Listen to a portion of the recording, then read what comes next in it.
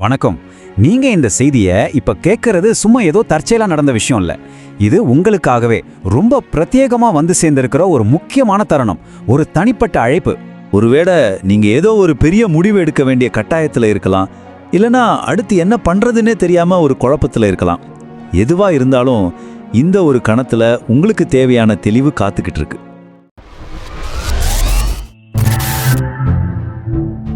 பாருங்க, இது வெறும் தகவல்களோட தொகுப்பு கிடையாது. இது ஒரு விழிப்புணர்வுக்கான அழைப்பு. உங்களுக்குள்ள ரொம்ப நாளா தூங்கிட்டு இருக்கிற அந்த உள்ளுணர்வை, அந்த அசைக்க முடியாத தன்னம்பிக்கைய மறுபடியும் தட்டி எழுப்ப வந்த ஒரு முயற்சி. சரி, வாங்க நம்ம பயணத்தோட முதல் கட்டத்துக்குள்ள போலாம். இவ்வளவு கவனச்சிதறல்களுக்கு நடுவுல உங்களுக்காக மட்டுமே பிரத்யேகமா கொடுக்கப்பட்ட ஒரு புனிதமான அழைப்பு இது. நம்மள சுத்தி 1000 சத்தம் கேட்கும் இல்லையா?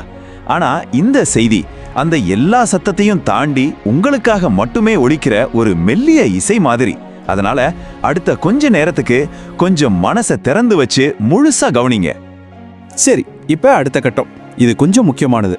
ஏன்னா நம்ம எல்லாருக்குள்ளேயும் இருக்கிற, நம்மள முன்னாடி போக விடாம தடுக்கிற அந்த சந்தேகங்களையும் பயங்களையும் நம்ம இப்ப நேருக்கு நேரா பார்க்க போறோம். நான் இதுக்கு போதுமான ஆளா? ஐயோ, திரும்பவும் தோத்துட்டா என்ன பண்றது? இந்த மாதிரி கேள்விகள் உங்க மனசுக்குள்ள ஓடிட்டு இருக்குதானே? எனக்கு புரியுது. இந்த பயமெல்லாம் நிஜம்தான். நம்மள நிறைய பேர் இதை அனுபவிச்சிருக்கோம். ஆனா முதல்ல நீங்க புரிஞ்சுக்க வேண்டியது ஒன்னே ஒண்ணுதான், நீங்க தனியா இல்ல. இதை மட்டும் நல்லா நம்புங்க. நீங்க இந்த பாதையில தனியா நடக்கல, கண்டிப்பா இல்ல. அது உங்க உள்ளுணர்வா இருக்கலாம், இல்லைனா சரியான நேரத்துல ஒரு தோஸ்துக்கிட்ட வர்ற உதவியா இருக்கலாம். ஏதோ ஒரு சக்தி, ஒரு வழிகாட்டுதல் எப்போ உங்க கூடவே இருக்கு. சரி, இப்ப நம்ம பார்வையே கொஞ்சம் மாத்தி பார்க்கலாமா? உங்க வாழ்க்கையில நடந்த கஷ்டங்களை தோல்விகளா பார்க்காதீங்க. யோசிச்சு பாருங்க, ஒருவேளை முன்னாடி நீங்க இழந்த அந்த வேலை தான் இன்னைக்கு உங்களுக்கு ரொம்ப பிடிச்ச ஒரு விஷயத்தை கண்டுபிடிக்க காரணமா இருந்திருக்கலாம் இல்லையா? அந்த பாடங்கள் தான் உங்களை இந்த நிமிஷத்துக்கு தயார்படுத்தி இருக்கு.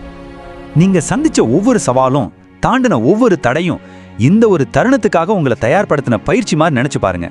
எதுவுமே வேஸ்ட் ஆகல, எல்லாமே உங்களை செதுக்கின உளிதான். நீங்க பட்ட ஏமாற்றங்கள் அதுதான் இல்ல இந்த தடவை விடக்கூடாதுன்னு ஒரு வைராக்கியத்தை கொடுத்துச்சு. நீங்க அனுபவிச்ச கஷ்டங்கள் அதுதான் மத்தவங்களோட வலிய புரிஞ்சுக்கிற இரக்கத்தை வளர்த்துச்சு. நீங்க ஜெயிச்ச ஒவ்வொரு சவாலும் அதுதான் இன்னைக்கு உங்ககிட்ட இருக்கிற இந்த அசைக்க முடியாத உள்வலிமைக்கு காரணம். சரி, நான் சொன்னேன்ல உங்க கூடவே ஒரு சக்தி இருக்குன்னு. அது என்ன, அது எப்படி உங்க வாழ்க்கையில வெளிப்படுதுன்னு கொஞ்சம் விரிவா பார்க்கலாம் வாங்க.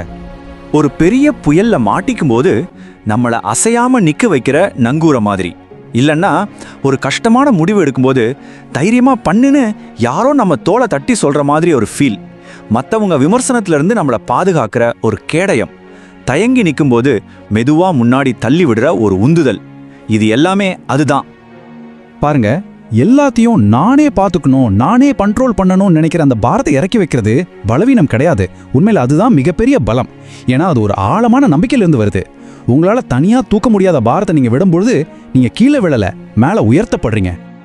சரி, நம்ம பயணத்தோட கடைசி கட்டத்துக்கு வந்தாச்சு. இப்போ கிடைச்ச இந்த புது புரிதலோட, இந்த நம்பிக்கையோட நாம எப்படி முன்னாடி போறது, அதை பத்தி தான் இப்ப பேச போறோம். தைரியம்னா பயமே இல்லாம இருக்கிறதுன்னு யாரு சொன்னா? இல்லவே இல்ல. நெஞ்சு படபடன்னு அடிச்சாலும், கை கால் நடுங்களாலும் பரவாயில்ல, ஒரே ஒரு அடி எடுத்து வைப்போம் அப்படின்னு நம்பிக்கையோட முன்னாடி போறதுதான் உண்மையான தைரியம். யோசிச்சு பாருங்க, இதுக்கு முன்னாடி உங்க வாழ்க்கையில் அப்படியே ஒரு விஷயத்தை நீங்க கண்டிப்பா செஞ்சிருப்பீங்க. கடைசியா ஒன்னே ஒன்று மட்டும் மனசுல வச்சுக்கோங்க, இந்த மாற்றம் உங்களை வேற யாரோ ஒருத்தரா மாத்துறதுக்கு இல்ல, நீங்க எப்பவுமே யாருன்னு உங்களுக்கு ஞாபகப்படுத்துறதுக்கு தான், உங்க உண்மையான இயல்போட உங்களை திரும்பவும் சேர்க்கறதுக்கு தான். அதனால இன்னைக்கு உங்க உண்மையான, உங்களுக்கு பிடிச்ச ஒரு சின்ன விஷயத்த செய்யுங்க. அந்த பயணத்தை நம்பிக்கையோட ஆரம்பிங்க.